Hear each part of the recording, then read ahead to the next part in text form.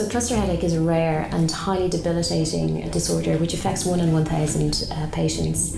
This means that there are up to 60,000 sufferers presently in the UK. Cluster headache is characterised by excruciating headaches that can occur multiple times per day, often waking patients from sleep. It is associated with a 3 times increased risk of developing depression. And because of its severity, it has been dubbed the suicide headache.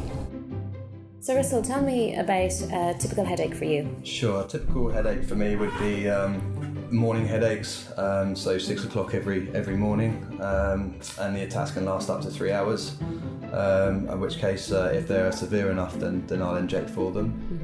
But I can sometimes be lucky to get rid of them within 15 minutes without injecting. Okay. And they can last up to 8 weeks for me in a typical bout. And do they always wake you from sleep? Sometimes, yeah, the pattern can be. For the first 6 years that I had them was roughly 6 o'clock in the morning, but I've also had them as soon as my head goes down at night, 10 minutes after sleep, and then I'm woken up by an attack. Okay. There is something of a lack of awareness around cluster headaches, and patients often have a very long journey to diagnosis. The majority of treatments are based purely on empiric observation because we do not understand the cause of cluster headache. And this is really important when you consider that up to 20% of patients are refractory to current treatments. And tell me, how has this affected your life?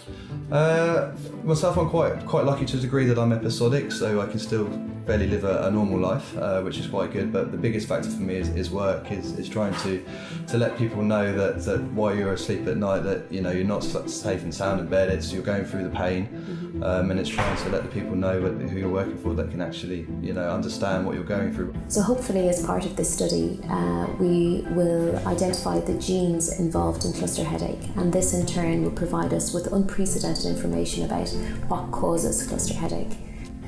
So currently, as part of this project, we're collecting families with cluster headache.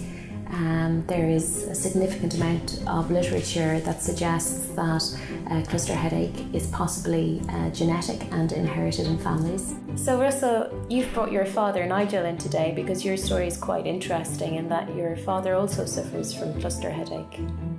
Thanks for coming, Nigel. Lovely to be here. Yeah. So tell me a little bit about your headaches.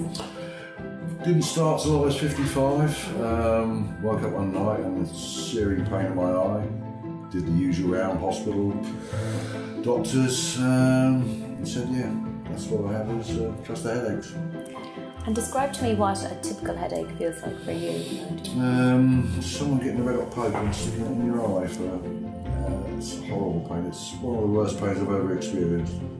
Also, we're collecting cases of sporadic cluster headache. That is where patients don't have parents or relatives affected by cluster headache, and we're also collecting samples from them to analyse their DNA. We would really appreciate any volunteers who would like to come forward and help us with this research, as it has the potential to provide us with information so that we can improve the care for cluster headache patients in the future. Would you have any advice for other cluster headache sufferers? Oh dear. Seek medical attention as best you can, and really talking to one another, that's the most important thing. Probably ouch is probably the only outlet. Yeah. I've never met anyone with a cluster headache, and I know there are thousands out there, so it's talking really. What else can you say to people? It's very difficult.